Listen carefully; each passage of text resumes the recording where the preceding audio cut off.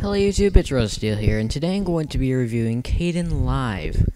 Now, Kdenlive is a similar video editor to Adobe Premiere Pro, yet it is free and available on Linux as well.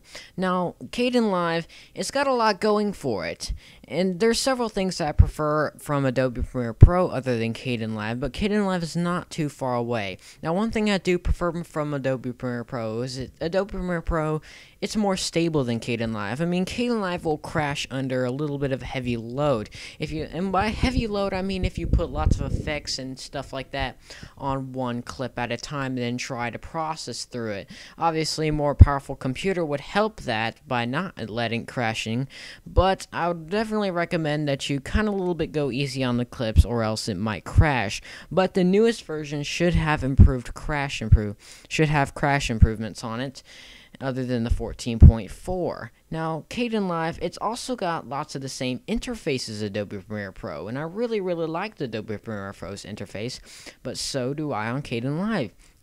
You get several of the screens that you have on Adobe Premiere Pro. You can customize it and all that kind of stuff. So it's definitely a joy to use for especially people with different editing styles. Now, speed, well, that really depends on the computer you have. Now, my computer is not that powerful, therefore it doesn't run super well. I mean, it does drop a couple frames, and you can do a little bit of effects to kind of get it to keep the frame rate up so you can get some accurate trimming, but it doesn't run that well. I recommend that you have a good CPU and graphics card and a good bit of RAM. I mean, I only have 2 gigabytes of RAM and a 2 gigahertz CPU, but Kdenlive is available on Mac, PC, and Windows, so you can get all the computers you have, and you don't have to get it on Linux, but it is also available on Linux, so that is nice. But it will work on 2 gigabytes of RAM. I'm editing all these kind of videos. Most videos I want to edit from now on are supposed to be on Kdenlive. It's just a joy to use. I really love using it, and completely recommend it too for anybody who's looking for something free yet powerful. Now, one downside is that sometimes it can crash while exporting.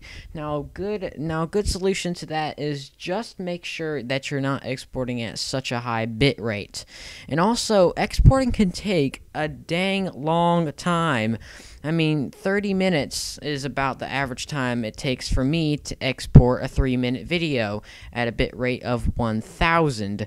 Now, if you take that bit rate up, it's going to be longer, but you will get better video quality. Now, I like bitrate at 1000 because it's just right. It doesn't take that long. Now, depending on the length of your video, it can take up to an age, but that also depends on how powerful your computer is. If you have a big CPU, it should take less time. If you have a smaller CPU and smaller RAM and all that kind of stuff, it should take a lot longer.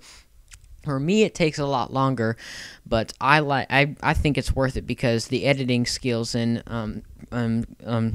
this editor are just amazing, so I really don't care that much of how long it takes. But sometimes it does take a while, and it does get on my nerves a little bit. Sometimes if I don't need that much of an editing, I'll go to like iMovie and stuff like that on my mobile devices. But if I need to do editing a little bit more complicated than that, if I'm just like putting some clips together, I will use Kdenlive. Now, that is about it. So, if you enjoyed this video, why not give it a thumbs up? Tell me what you think about Kdenlive down in the comments down below. Tell me if you used it or not. I definitely do recommend it if you're looking for a video editor. So, yeah. And subscribe for more videos, and I will see you in the next one.